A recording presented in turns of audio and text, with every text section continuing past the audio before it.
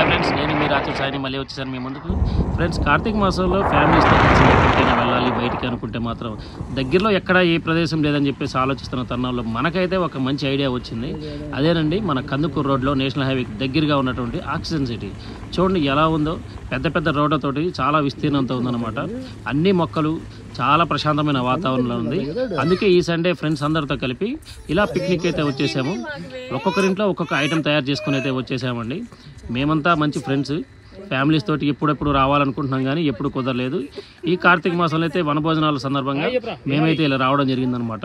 ఇక్కడైతే చాలా అంటే చాలా బాగుంది. మొత్తం చూస్తే ప్లాట్లంతా కూడా పచ్చిక బయలతోటి బాగా ఉందన్నమాట. అందులో వర్షాలు పడడంతో ఇంకా చాలా అంటే చాలా బాగుంది.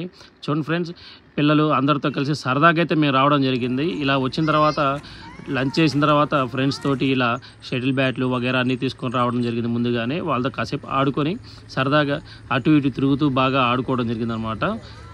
ఫ్రెండ్స్, మీకు విషయం చెప్పాలి, చూడండి ఇదంతా కూడా చాలా అంటే చాలా బాగుందన్నమాట. ఇక్కడ పిల్లలు ఎవరైనా వస్తే ఆడుకోవడానికి ఇట్లా ఉయ్యాలలు అన్నీ కూడా ఏర్పాటు చేస్తున్నారనమాట వాళ్ళు. ఫ్రెండ్స్, అలాగే ఇక్కడ చూడండి పక్షులు ఎలా ఉన్నాయి, రకరకాల పక్షులన్నీ ఉన్నాయన్నమాట.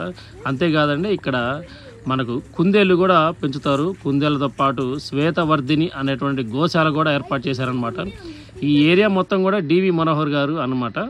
ఇదంతా కూడా మెయింటైన్ చేస్తూ ఉంటారు. అదిగోండి చిన్న గోమాత అయితే మనం చూస్తున్నాం అనమాట.